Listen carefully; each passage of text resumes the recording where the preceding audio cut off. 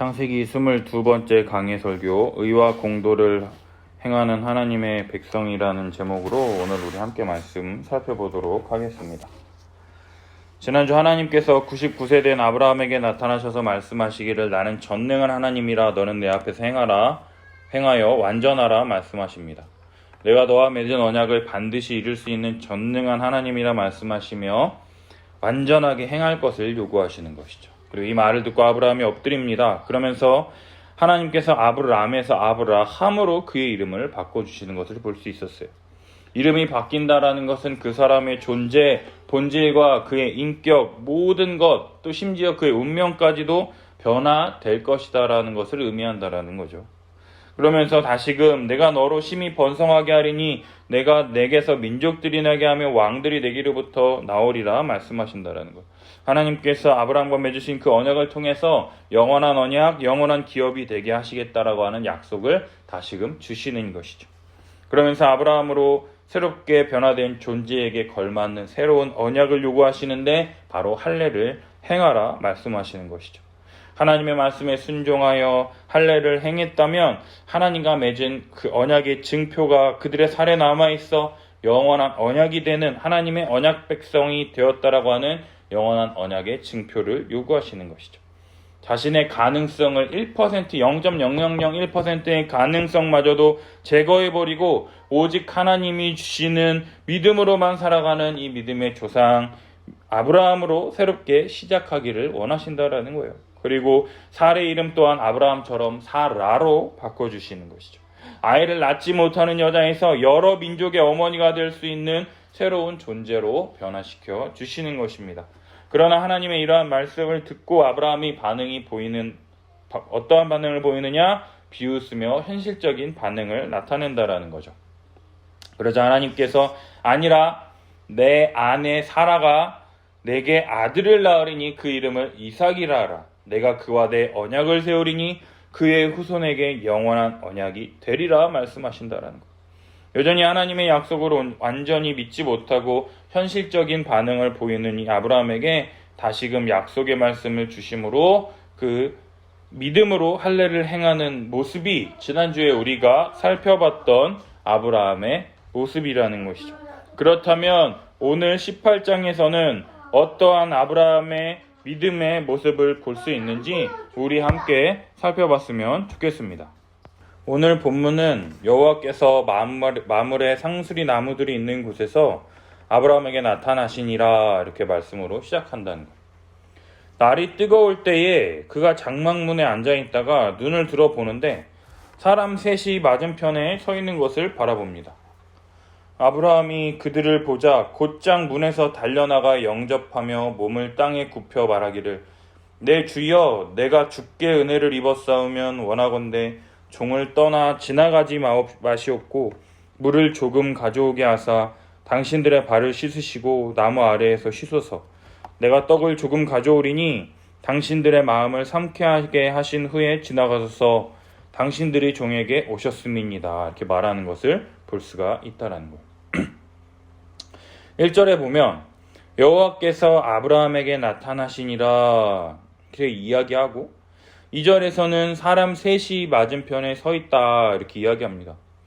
이를 통해서 많은 학자들이 이야기하는데 성부, 성자, 성령 삼위일체 하나님께서 아브라함에게 찾아오신 것이다 이렇게 말하기도 하고 어떤 사람들은 하나님과 여호와의 사자 두 명이 함께 찾아온 것이다 이야기합니다. 18장 후반부에 두 사람이 소돔과 고모라를 심판하러 가고 여호와 하나님께서 아브라함과 대화하시는 것을 통해서 그리고 18장 전반부에는요 사람 셋 그들이라고 계속해서 표현하고 있는 반면 18절에서는 여호와께서 아브라함에게 이르시되 이러한 표현이 나타남을 통해서 아브라함이 하나님이신 줄 모르고 나그네를 대접했다가 18절에서부터 여호와 하나님이신 줄을 알기 시작했다 이렇게 이야기하는 사람들도 있고 또 히브리서 13장 2절 보면 손님 대접하기를 잊지 말라 부지 중에 천사들을 대접한 이들이 있었느니라 이 말씀을 통해서 이 본문이 아브라함을 지칭하는 것임을 우리들이 알 때 오늘 본문은 아브라함이 하나님이신 줄을 모르고 맞은편에 있는 세 사람을 보고 달려나가 영접하는 것이라는 것을 해석하기에 가장 적합하다라는 결론을 내렸다라는 것이죠. 근데 아브라함이 달려나가서 그 세 사람에게 영접하는 것 치고는 굉장히 과한 모습을 보이고 있다라는 것이죠. 몸을 땅에 굽혔어요. 99세 된 할아버지.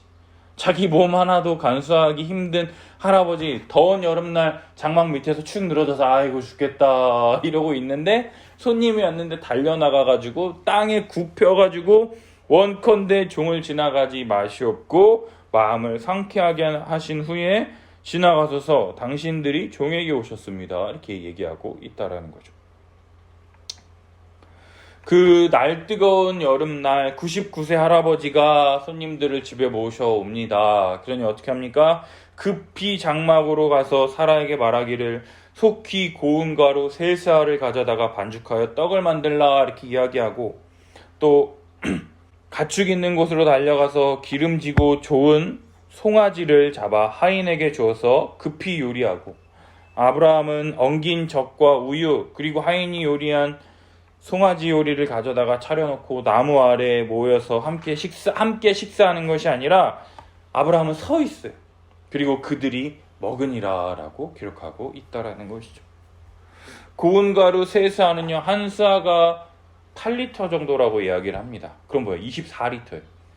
1리터가 1kg과 같습니다. 그럼 몇 킬로? 24kg예요. 쌀 우리가 먹는 게 20kg잖아요. 그럼 우리가 한 달을 먹잖아요. 한 달 좀 넘게. 근데 그 24kg의 떡을 만들어서 그 사람들에게 제공해 본다고요. 보십시오. 배 터지게 먹으라는 거죠. 부족함이 없게끔 완전하게 대접한다라는 것을 알 수가 있는 것이죠. 그리고 또 기름지고 좋은 송아지 요리. 스테이크 요리 이런 게 소가 맛있지만 가장 최고급 요리가 어린 송아지 요리라 그래요. 기름도 얼마 없고 야들야들해가지고 정말 맛있다고 하는데 기름지고 좋은 그 송아지 요리 풀코스와 함께 엉긴 젖 이게 뭐겠습니까? 치즈나 버터나 혹은 요구르트 이런 여러 가지 그런 좋은 음료 우리식으로 표현하자면 소고기 스테이크 풀 세트와 함께 좋은 와인 그리고 함께 곁들여 먹을 가니쉬를 먹고 있는데 아브라함이 거기서 뭘 하느냐? 옆에 팔에 하얀 수건 이렇게 걸치고 나서 물이 떨어지면 앞에 와서 물을 이렇게 떨어주거나 와인을 따라주거나 하는 이 최고급 서비스를 제공하는 웨이터처럼 서서 기다리고 있으며 하나님께서 음식 드시는 것을 볼 수가 있다라는 거죠. 그러면서 하나님께서 아브라함에게 물으십니다. 내 아내 사라가 어디 있느냐? 아브라함이 대답하기를 장막에 있습니다. 그러자 하나님이 말씀하시기를 내년 이맘때 내가 반드시 내게로 돌아오리니 내 아내 사라에게 아들이 있으리라 말씀하시니 사라가 장막문에서 듣는다라는 것이죠. 17장 19절에 하나님께서 아브라함에게 내 아내 사라가 내게 아들을 낳으리니 너는 그의 이름을 이삭이라 하라. 내가 그와 내 언약을 세우리니 그의 후손에게 영원한 언약이 되리라 하시는 말씀을 아브라함은 들었어요.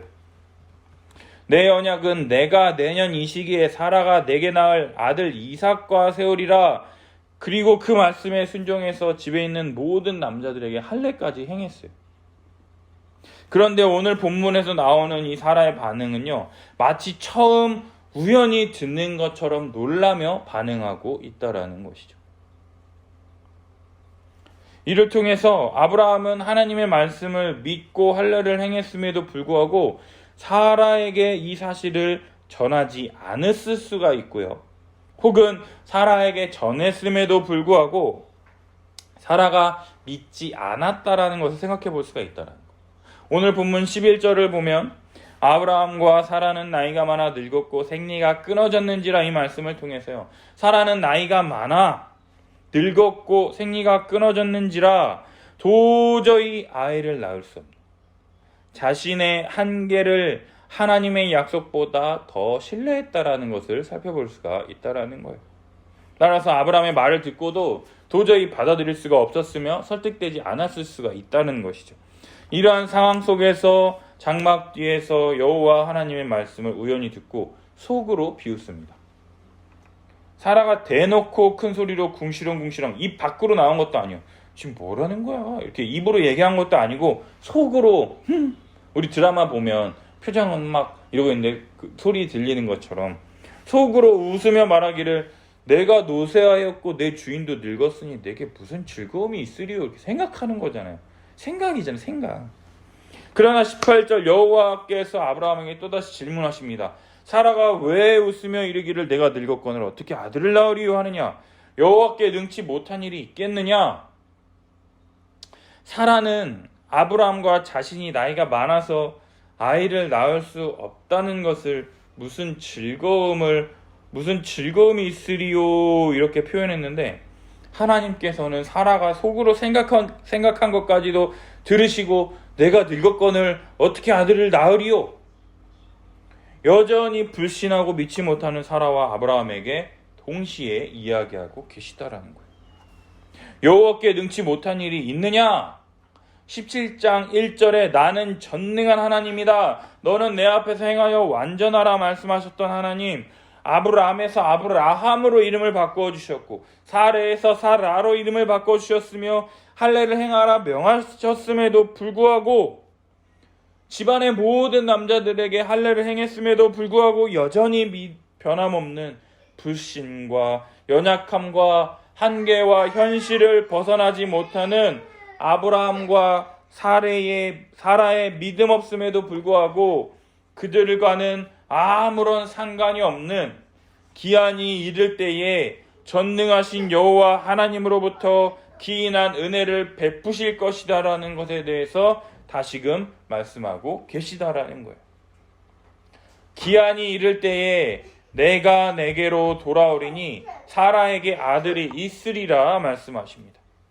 그러자 사라가 두려워하여 부인하여 이르기를 내가 웃지 아니하였나이다 합니다.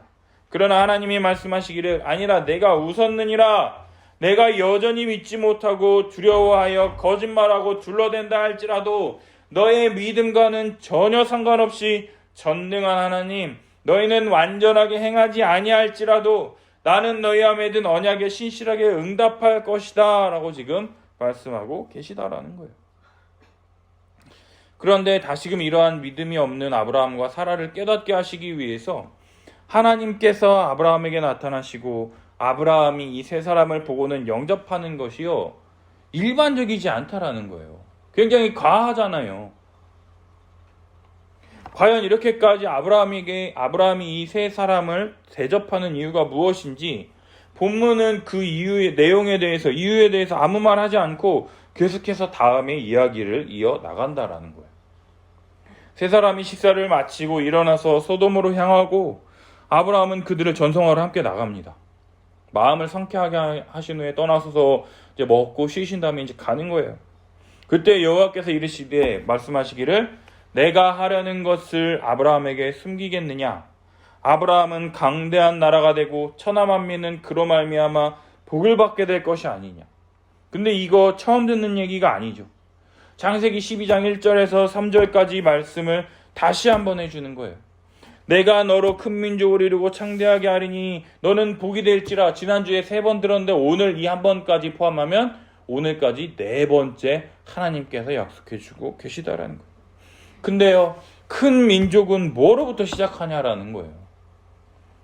큰 민족 뭐로부터 시작합니까? 바로 자손으로부터 시작된다라는 거죠. 그러나 아직까지 아들 하나 없는 이 아브라함에게 기한이 이를 때에 아들 이삭을 주실 것이다 말씀하시며 내가 그로 그 자식과 건속에게 명하여 여호와의 도를 지켜 의와 공도를 행하게 하려고 그를 택하였다라고 지금 말씀하고 계시다라는 거예요. 아브라함과 그 자식 이삭 그리고 그에게 속한 모든 사람들에게 여호와의 도를 지켜 강대한 나라가 되고 천하 만민을 그로 말미암아 복을 받게 하려고 그를 택하였다. 이를 위하여 아브라함을 택하였고 아브라함에게 약속한 언약을 이룰 것이다. 다시 한번 말씀하시는 것을 볼 수가 있다라는 거예요. 여호와의 도가 뭐냐? 의와 공도를 행하는 것이 여호와의 도라는 것을 오늘 말씀을 통해서 우리가 알 수 있다라는 거예요. 그러면 의와 공도가 무엇이냐? 의는 체다카라는 이 단어가 사용됐어요. 체다카. 우리가 쉽게 알 수 있는 하나님을 경외하여 하나님의 뜻대로 사는 삶을 의라고 해석할 수가 있다라는 것이죠. 예수 그리스도의 복음, 이 진리를 믿음으로 말미암아 하나님의 뜻, 하나님의 의를 이루기 위한 삶을 살게 된다라는 것이죠. 이러한 삶을 살아갈 때에 공도, 미시파트라고 합니다. 정의가 실현이 된다라는 거예요. 미시파트는요, 온전한 뜻은 사법적 정의, 윤리 등을 나타내는 단어예요.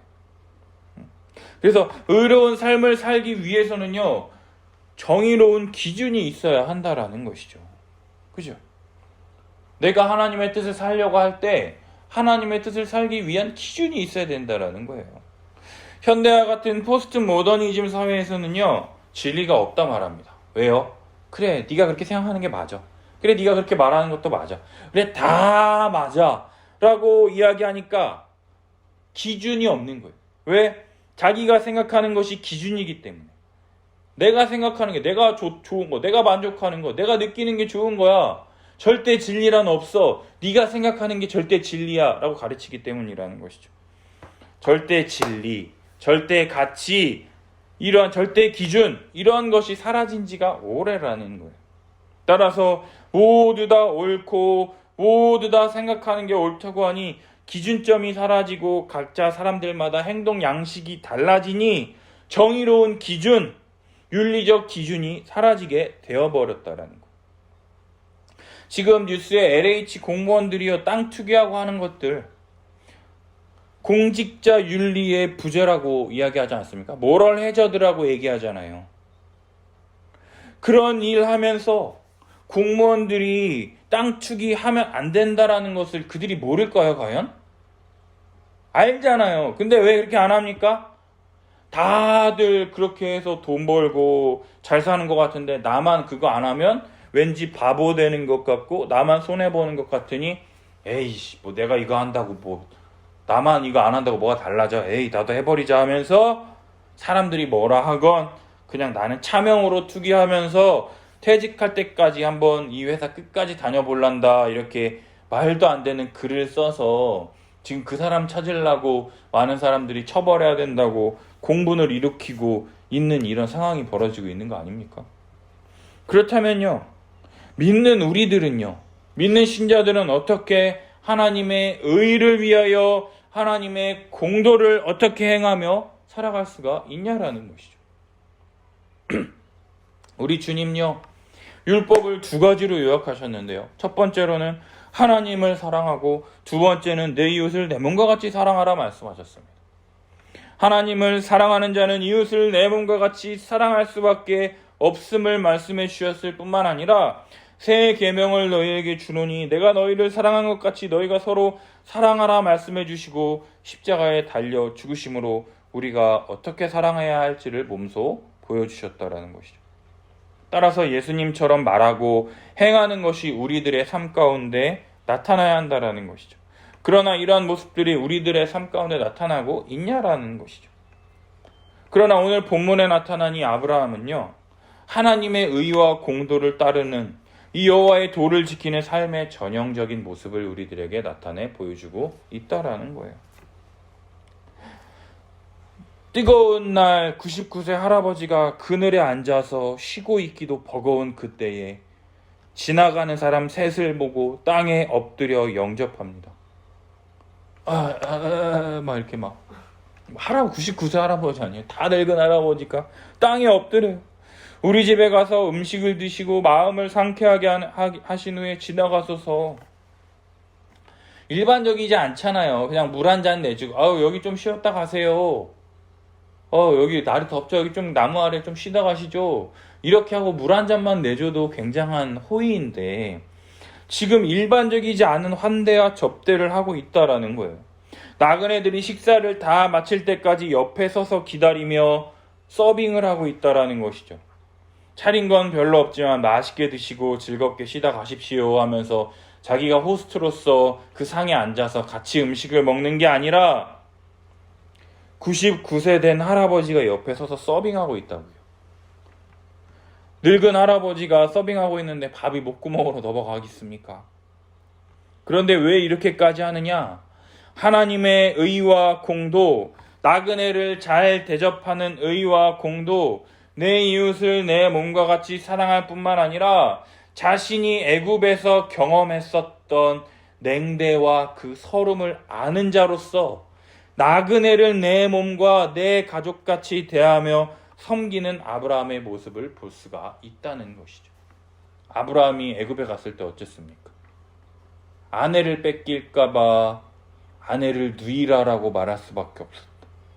그러나 그랬더니 자기가 거짓말 생각 하나였지만 뺏길 뻔했었다. 정말 잊을 수 없는, 나그네에게 좀 더 잘해주고 조금 호의를 베풀면 좋을 텐데 나는 누군가가 나에게 이런 일이 있다면 나는 이렇게 잘해줄 거야. 그때 아마 마음을 먹지 않았을까. 우리가 그런 게 있잖아요. 가난한 사람은 난 절대 이 가난한 사람들을 도울 거야 이렇게 마음을 먹는 것처럼 아브라함이 그때 이 마음을 먹지 않았을까.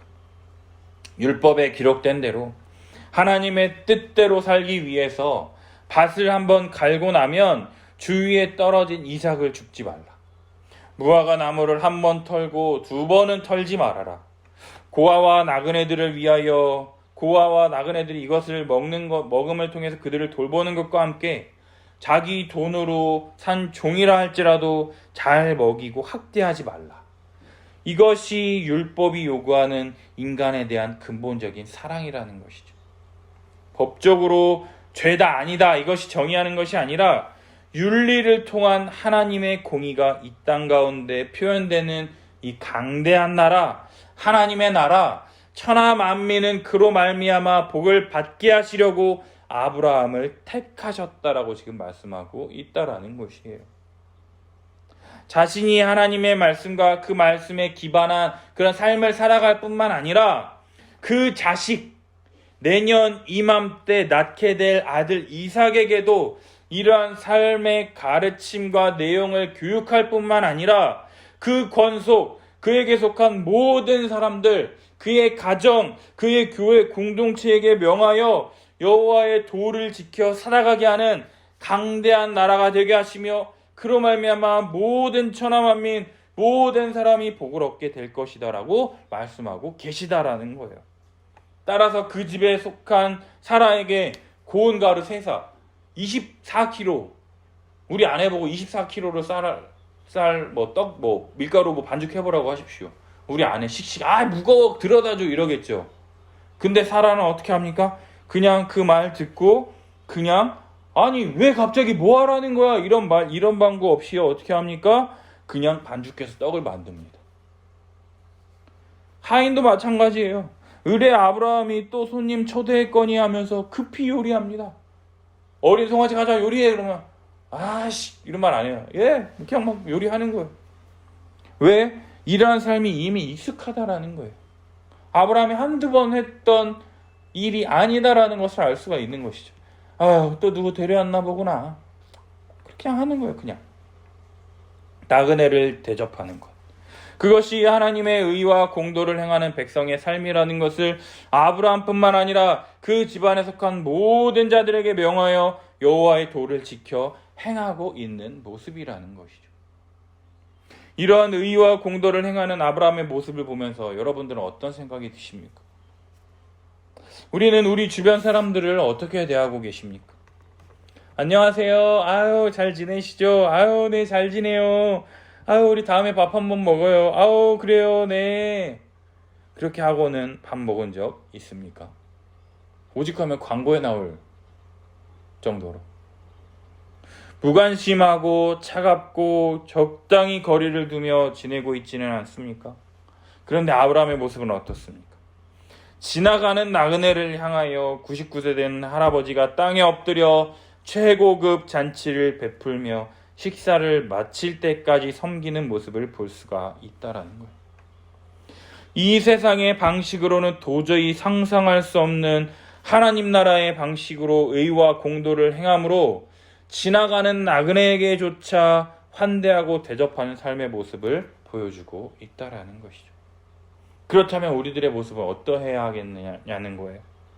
나그네를 대접하며 하나님의 의와 공도를 나타나기는커녕 오히려 이 땅에 속한 사람들과 똑같이 내 만족, 자기 자신만을 위해서 살아가고 있지는 않냐는 것이죠.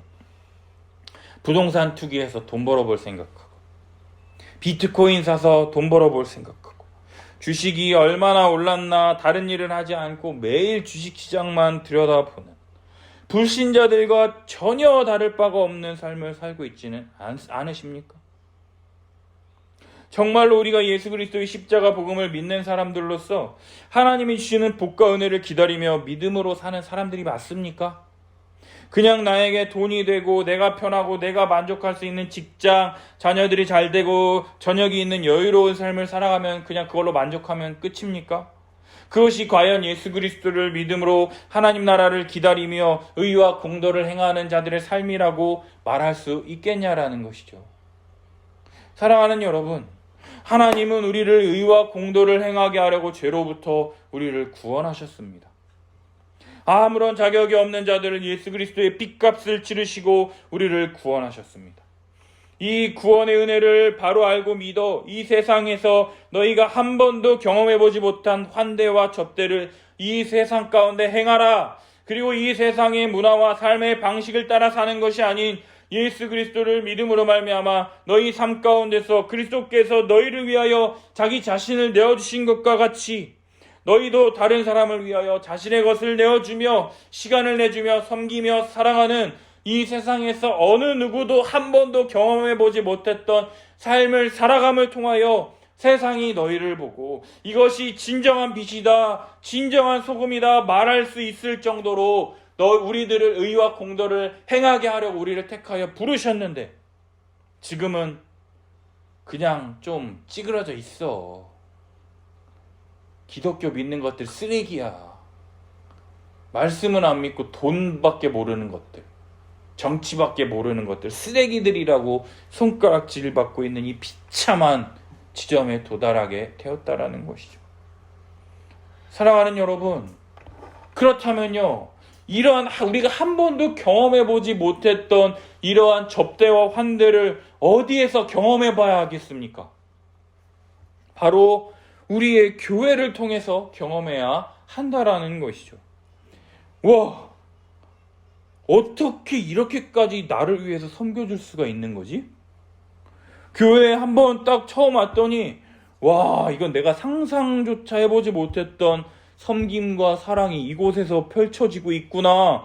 와, 한번 왔더니 이 천국을 경험하고 나서 그리고 그곳에서 살아가는 그들의 모습들, 그 진리, 예수 그리스도의 십자가 복음을 배우며 함께 성도로서 자라가며 함께 지체가 되고 함께 약속에 참여하는 자가 되는 그 은혜가 이 교회를 통해 주어지게 되었다라는 것을 믿지 않는 사람들이 와서 경험하게 해야 한다라는 것이죠.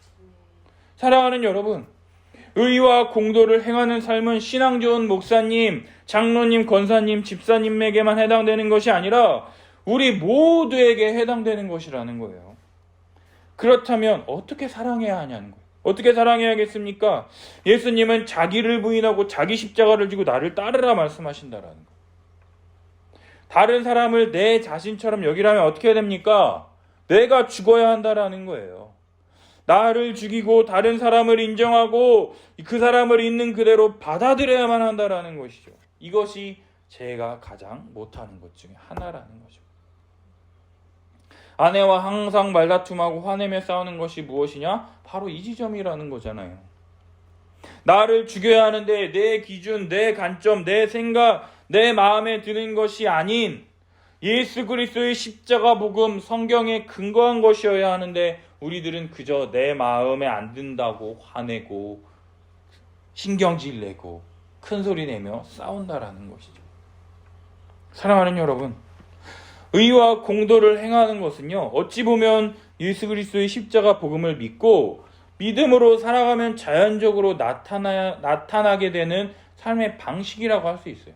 정말 진정으로 예수 그리스도의 십자가 복음을 믿는다, 이렇게 살지 않을 수가 없다라는 거예요. 그렇다면 내가 정말로 예수 그리스도의 십자가 복음 위에 바로 서 있는지 점검해야 하며 그런 삶의 모습, 삶의 방식이 나타나고 있는지를 점검해야 한다라는 거죠. 그저 교회 와서 그냥 나하고 맘맞는 사람들 몇몇하고 친하게 지내며 그냥 예배를 통해서 내 마음의 위로와 안식을 얻으며 그저 종교 행위만을 하고 있지는 않은지, 아니면 정말로 내 몸처럼 내 교회 지체들을 사랑하며 섬기며 그들을 위하여 내 시간과 에너지와 돈까지 써가면서 그러한 섬김의 삶을 살아가고 있는지. 대부분의 성도들이 이야기합니다. 아유, 목사님, 청년 때 그렇게 안 했던 사람 누가 있습니까? 네, 좋습니다. 그렇다면 왜 지금은 그렇게 하지 않느냐라는 거예요. 두 가지 중에 하나가 잘못된 거잖아요. 그렇게 사는 삶이 틀렸던지, 아니면 네가 지금 그렇게 하지 않는 삶이 틀린 것이지, 둘 중에 하나라는 것이죠. 왜 지금 주님의 말씀에, 주님의 가르침에 듣고 그때는 순종했다면 왜 지금은 순종하지 않냐는 거예요. 왜 그러고 있습니까? 그때는 혼자 했는데 지금은 결혼해서 가정도 생기고 또 나이가 점점 많아지다 보니 책임질 것도 많고 돌봐야 될 것도 많고 부모님도 챙기고 동생들도 챙기고 처가도 챙기고 챙길 것들이 많아지다 보니, 그리고 또 몸은 예전 같지가 않잖아요. 40이 넘어가니 무릎도 아프고 허리도 아프고 또 50 넘어가면 어떻습니까? 몸은 점점 예전 같지 않고 아픈 것들이 늘어나면서 나도 좀 내 몸을 좀 챙기려 하다 보니 어느새 점점 교회로부터 멀어진 우리들의 모습을 보고 있지는 않냐라는 것이죠. 그래서 예배 마치고 나면 친한 친구들과 어울려서 식사하고 커피 마시고 좋은데 바람 쐬러 나가는 것이 그저 낙이 되어버린, 그냥 예배 마치고 함께 골프 라운딩 가려고 기다리는 이 썬데이 크리스찬이 되어버린 것은 아닌지, 그런 사람들을 손가락질하지만 골프 대신에 커피 마시고 차 마시고 수다 떠는 것으로 만족 삼는 거나 골프 치는 거나 똑같다 이 말인 거죠. 사랑하는 여러분, 그럼 우리 이제 어떻게 해야 됩니까? 계속 이렇게 살아야 합니까? 어떻게 해야 됩니까? 이제 그만 이러한 자리를 박차고 일어서야 한다라는 것이죠. 오직 예수 그리스도의 십자가의 은혜를 아는 자로서 예수 그리스도께서 자기 몸을 아끼지 않으시고 십자가에 우리 죄 위하여 자신의 몸을 내어주신 것처럼 우리들도 내 몸처럼 여기는 교회 지체들을 향하여 먼저 섬기며 사랑하며 나아가자라는 거예요. 목사님, 나 하나 한다고 뭐 그게 해결이 되냐고요. 맞아요. 나 하나 해결된다고 우리가 바라는 것처럼 확 바뀌지 않잖아요. 물론 실패할 게 두렵습니다. 나 하나 그렇게 한다고 아무것도 바뀌지 않아요. 제가 졸업하고 나서 군대 갔을 때 나는 믿는 사람들로서 내 믿음으로 이 세상을 바꿀 거야 다짐했습니다.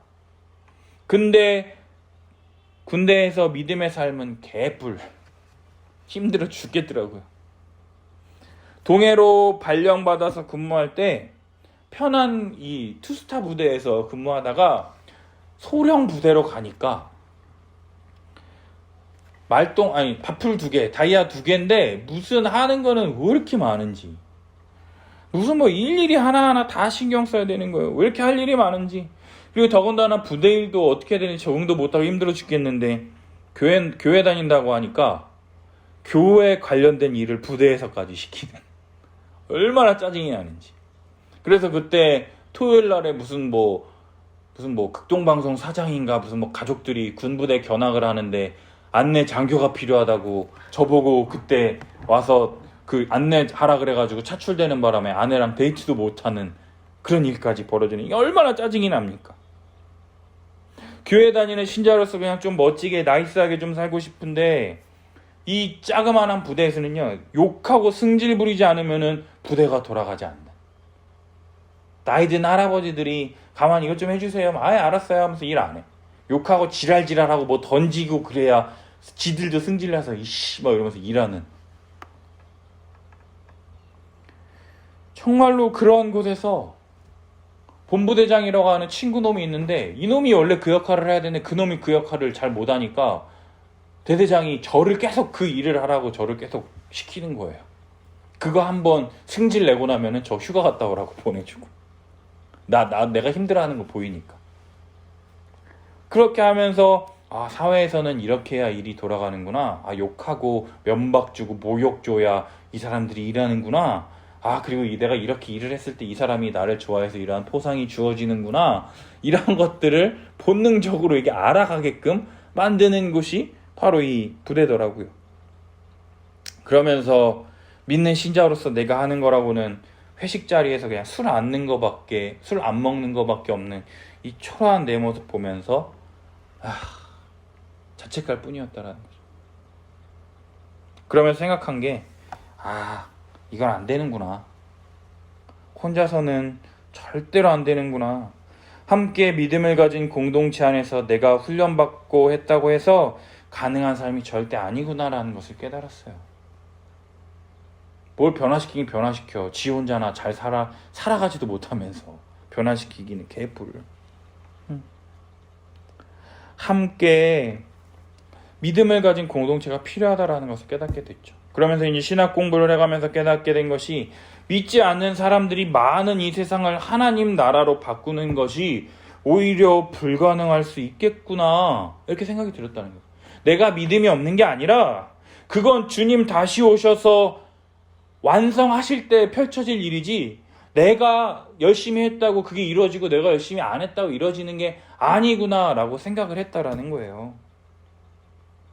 주님 이 땅에 다시 오실 때 이 모든 악한 것을 멸하시고 새하늘과 새 땅이 임하게 될 때 그제서야 가능하겠구나 이 생각을 하게 됐어요. 그러면서 제 눈과 이 시각이 어떻게 바뀌게 되었느냐, 눈을 돌리기 시작했어요. 이제 이 세상을 하나님 나라로 만들겠다가 아니라 그러면 하나님 나라를 내가 어디다 만들어야겠느냐, 나의 이 관점을 돌리다 보니 어디로 돌리게 되느냐, 바로 예수 그리스도를 믿음으로 한 몸, 한 지체된 내 몸처럼 사랑하고 섬김을 통해서 배려하고 환대가 나타나야 되는 공동체가 어디냐? 바로 교회라는 것을 깨닫게 되었다라는 거죠. 왜? 교회는 그나마 믿는 사람들이 모이기 때문이라는. 믿는다 하더라도 믿지 않는 사람들이 실제로 있죠. 그러나 그런 사람들은 아예 안 믿는 사람들보다는 좀 가능성이 높은 사람들이잖아. 얘네들을 잘 가르치면 그래 얘네들하고 같이 이런 삶을 살아갈 수 있겠구나. 그때 이제 꿈꾸기 시작했다라는 거예요. 그래서 이 사람 어디 아프냐 이런 생각이 들 정도로 180도 변화된 삶이 우리 교회 안에 나타나도록 가르쳐야 한다라는 것을 제가 깨닫게 됐다라는 것이죠. 예전에는 교회가 복음을 잘 가르치고 전해서 세상을 변화시켜야 된다라는 이 가르침, 따라서 교회에서 채움받고 사회에서 다 쏟아붓자. 그래서 다 쏟아붓고 사회에서 사회에 쏟아붓고 다시 교회에서 채움받아서 다시 사회로 나가라 이렇게 이야기를 했는데 지금은 어떻게 됐습니까? 교회에서 다 쏟아붓고 사회에서 채움받는, 뭔가 뒤바뀌어 버린. 왜요? 지금은 교회에 복음도 없고 복음도 없는데 해야 할 일들은 그대로 있으니까 일만 하다 보니까 지치고 점점 저 내년엔 이거 그만두겠습니다. 왜요? 복음이 전해져야 기쁨이 있고 그 일들을 계속 감당할 힘이 생기는데 복음이 점점 사라지니까 사람들이 체험받고 회복받기는커녕 교회에 다 쏟아붓고 사회에서 체험받는 잘못된 일들이 지금 벌어지고 있다라는 것이죠. 제가요 신대원 갈 때는요 한국 교회에 이렇게 목사들이 많은데 내가 굳이 목사가 될 필요가 있느냐, 나는 선교 나가겠습니다 이렇게 마음을 먹었었는데 사역을 하면 할수록 하나님께서 한국이 선교지라는 마음을 계속해서 주셔서 다시금 교회의 회복을 위하여 뿌리부터 다시 갈아 엎어야겠다라고 하는 이런 마음을 주셔서 제가 지금 신대원 들어가서 핏덩이같이 어린 이 전도사들, 아무것도 모르는 이 전도사들을 가르치는 사역을 지금 하고 있다라는 것이죠. 사랑하는 여러분, 의와 공도를 행하는 그러한 삶, 예수 그리스도의 십자가 복음을 믿음으로 내 옆에 있는 지체들을 내 몸과 같이 사랑하는 그러한 섬김과 헌신의 삶을 통하여 강대한 나라 하나님께서 다스리시고 통치하시며 매일매일 우리 삶을 다스려 주시고 일용할 양식을 공급해 주심으로 말미암아 어느 것 하나 부족함이 없는 하나님의 나라를 경험하며 또한 우리의 모습들을 보며 진정한 교회, 진정한 성도가 무엇인지 알게 되는 그러한 은혜가 우리 함께하는 교회 성도들에게 부어지기를 예수님의 이름으로 축복합니다. 이를 위해서 목사가 참으로 중요합니다. 정말 목사가 대단하다 이런 이야기가 아니라 목회자가 열심히 공부해서 성도들에게 하나님 나라 비밀에 대해서 알려주고 하나님의 뜻에 순종하도록 잘 가르칠 수 있도록 목사님이 성경 연구할 수 있도록 목사님 이런 것 하지 마시고 성경 연구하십시오. 목사님 이번 주에 성경 연구하셨습니까? 목사님 이것밖에 못 전합니까? 정말 하나님의 뜻과 비밀을 알려주셔서 우리가 하나님 나라 천국의 삶을 살아갈 수 있도록 우리에게 은혜를 주십시오. 목사님 설거지하지 말고 요리하지 말고 청소하지 말고 컴퓨터 뭐 하지 말고 성경 연구하십시오. 이러한 성도들이 많아지는 우리 교회들이 되었으면 좋겠습니다. 또한 목사님이 말씀에 근거해서 책망하고 의로 교육할 때 목사님의 말씀이 아닌 하나님의 말씀으로 받아들여서 회개하고 돌이키며 하나님의 뜻에 순종하는 그런 교회가 될 수 있도록 우리 모두 은혜를 구하며 믿음으로 나아가야 한다라는 것이죠. 목사들도 겸손해야 되고 성도들도 겸손해야 한다라는 거예요. 그리고 교회는요, 나뿐만 아니라 자식과 권속에게 명하여 여호와의 도를 지켜 의와 공도를 행하게 하려고 부단히 애써야 한다라는 거예요. 우리 세대에서만 이런 삶과 윤리가 나타나게 할 뿐만 아니라 다음 세대, 우리 자녀들에게까지 예수 십자가 복음에 대해서 철저하게 가르치고 그 복음에 합당한 삶을 살아가게 함으로써 다른 사람들을 내 몸과 같이 사랑하며 자신의 것을 내어줄 수 있는 그런 삶을 살아갈 수 있도록 가르쳐야 할 책임이 우리들 가운데 있다라는 거예요. 대구에 계신 한 목사님께서 애들하고 텐트 치고 이렇게 노는 사진을 올렸더니 목사님께서 댓글을 다시는 게 뭐냐면 10년 후 한국 교회를 빛낼 미래 유산들이 잘 자라고 있네요. 이렇게 말씀하시더라고요. 요즘 들어서 우리 함께하는 교회 성도 2호와 3호 성도를 잘 가르쳐야 된다는 생각을 더욱더 많이 하게 됩니다. 우리 아이들도 자신들도 모르게 이 접하게 되는 이러한 문화들, 이런 소비주의적인 문화. 맨날 지성이가 저한테 묻습니다. 아빠, 카니발은 얼마야? 아빠, 닌텐도 스위치 얼마야? 와, 그거 사면 진짜 좋겠다. 갖고 싶은 물건을 사면 행복하고 갖고 싶은 물건을 살 수 있도록 돈을 많이 벌어야 한다라는 거. 그러나 그 돈이 없어서 불행하다고 느끼는 이러한 현실 속에서 매주 아이들에게 하는 이야기가 뭐냐? 우리는 돈으로 이 세상을 살아가는 게 아니라 하나님이 공급해 주시는 은혜로 부족함이 살아가고 있다라는 것을, 은혜로 말미암아 이 은혜에 감사해서 복음 전하는 삶을 아빠가 하나님께 받았다라고 이야기할 때 우리 아이들이 아멘 하는 것을 볼 때 하나님의 영광을 위하여 무엇이든지 하라고, 그냥 하나님의 영광을 위하여 뭐든지 해라, 이거 가르치는 것으로 그치지 않고 우리 아이들이 복음 위에 든든히 세워지도록 그 자식과 권속에게 명하여 여호와의 도를 지킬 수 있도록 우리들은 계속해서 애써야 할 것이다라는 거예요. 우리의 말 하나, 우리의 행동 하나, 우리의 가치관 하나하나마다 우리 아이들에게 영향을 미칠 수 있다는 것을 기억함으로 정말로 아이들을 잘 가르치기 위해서 애써야 한다는 것이죠. 따라서 우리 교회는요, 복음의 기초, 성경적 교회론, 구속사, 하나님 나라, 언약, 로마서, 요한계시록 등등 성경의 기초와 교리, 독서법, 공부를 왜 해야 하는지, 왜 하나님의 영광을 위하여 살아야 하는지 등등 이 세상에서 가르쳐주지 않고 오직 교회 안에서만 배울 수 있는 이 신앙의 가치관들을 우리 아이들에게 잘 가르쳐서 잘못된 기복주의적인 이 신앙과 신비주의적인 것, 내가 깨달아야 된다, 뭐 이런 체험해야 된다, 이러한 자기만의 이 주관적인 그런 체험적 신앙의 색깔이 아니라 오직 우리 모든 교회 성도들이 지향하고 배워야 할 바른 가치, 바른 교리 체계 위에서 우리 교회가 함께 키워내는 우리 아이들을 만들기 위해서 함께 계속해서 애써야 한다라는 거예요. 이건 누구 한 사람만의 노력만으로 되는 게 아니에요. 우리 함께 마음을 모으고 뜻을 합하여 걸어가야 한다라는 것이죠. 주님의 은혜가 필요한 것 같아요. 주님 함께 할 수 있는 성도들을 보내주시고 이 아이들에게 말씀과 기도와 이런 사회에서 주는 이런 문화가 아닌 하나님 나라의 문화를 가르칠 수 있도록 우리 함께하는 교회에 계속 은혜를 주셨으면 좋겠어요. 다시 본문으로 돌아와서 20절 보면은요, 하나님은 의와 공도를 행하는 자들에게 하나님께서 하시려는 계획에 대해서 아낌없이 말씀해 주시는 것을 볼 수가 있어요. 20절, 소돔과 고모라에 대한 부르짖음이 크고 그 죄악이 심히 무거우니 내가 이제 내려가서 그 모든 행한 것이 과연 내게 들린 부르짖음과 같은지 그렇지 않은지 내가 보고 알려하노라 말씀하십니다.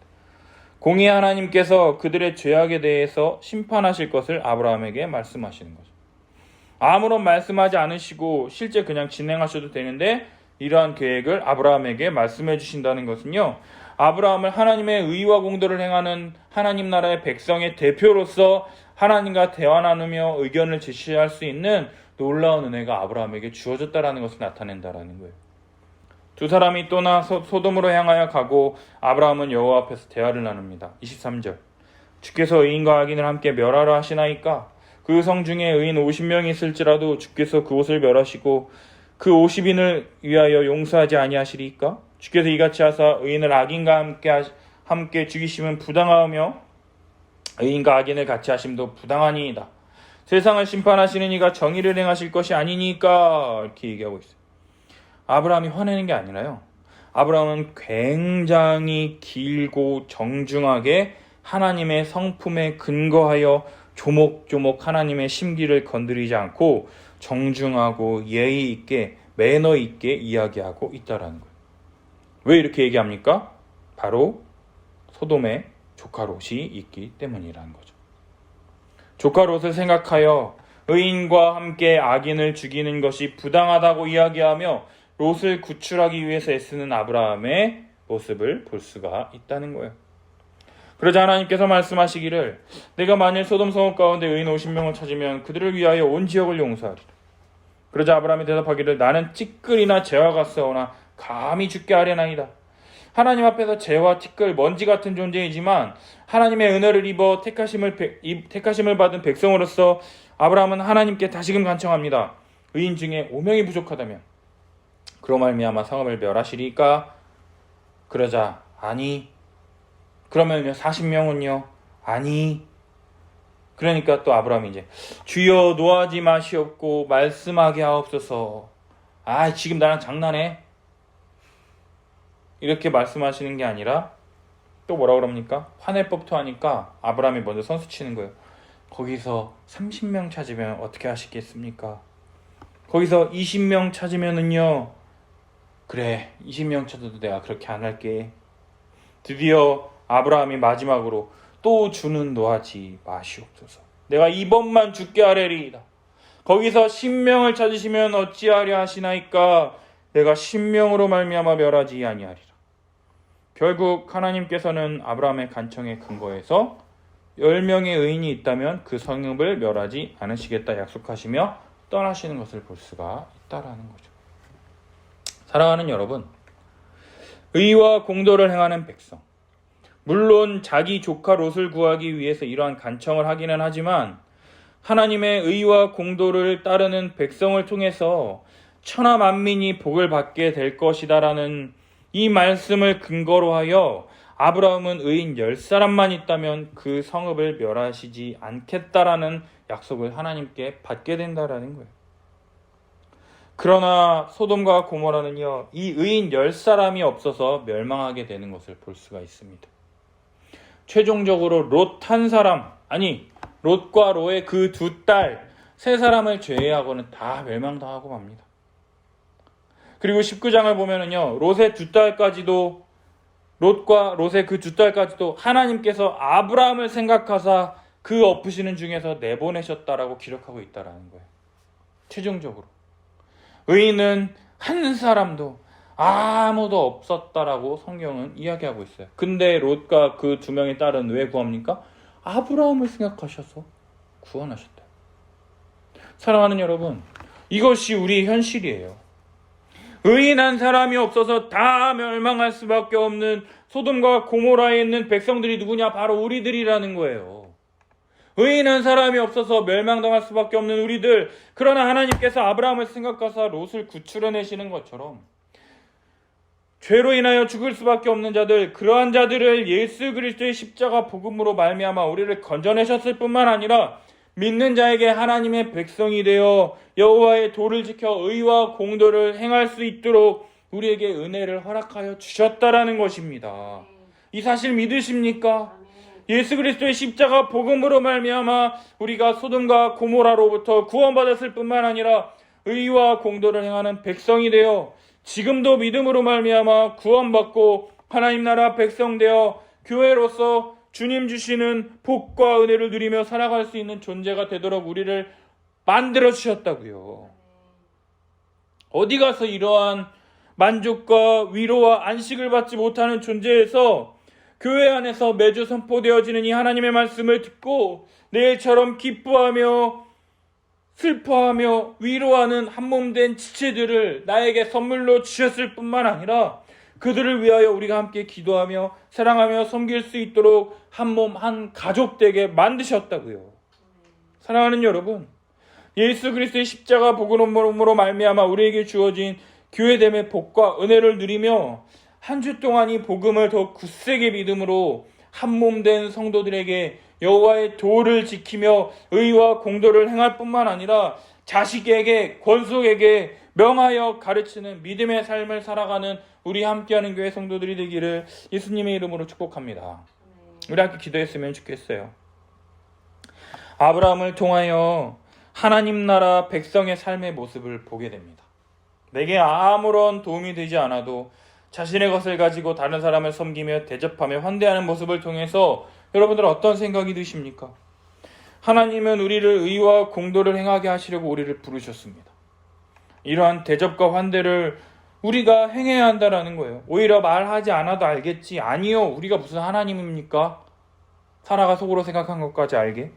속으로 말하는 것, 이러한 것, 우리는 말하지 않고 표현하지 않아도 섭섭한 것들 다 알겠지. 아니요, 다 말해야 된다라는 거예요. 나 이래서 속상했고, 표현해, 나 이런 거 좀 안 좋고, 이런 것들을 다 이야기하고, 그럼 내가 미안해, 잘못했어, 나 몰랐어, 용서를 구하고 용서를 했다면 다시금 지나간 일들을 꺼내지 않고, 그 예전에 10년 전 얘기 계속 꺼내지 않고, 그러한 것들. 그러나 불완전한 인간이기 때문에 실수하더라도 용납하고 오래 참는 것이 필요하다라는 거죠. 그러면서 한 걸음 한 걸음 서로 사랑하며 이해하고 하나 되어 간다라는 거예요.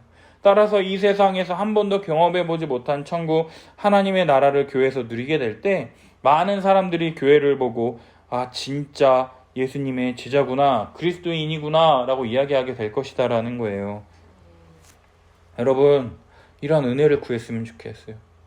예수 그리스도의 말씀이 우리에게 풍성하게 넘쳐서 말씀의 기가람이 없는 교회, 모든 성도들이 은혜 받고 말씀에 순종하여 서로 사랑함이 넘치는 교회, 서로 사랑하지 못해서 짜증내는 이 세상에서 한 번도 경험해보지 못했던 교회적 삶을 살아가는 우리 함께하는 교회가 되게 해달라고, 은혜를 달라고, 지금은 성도가 없지만 앞으로 우리가 이루게 될 함께하는 교회를 위해서 지금부터 이러한 삶을 소망하며 은혜를 달라고 우리 함께 기도하며 나아갑시다.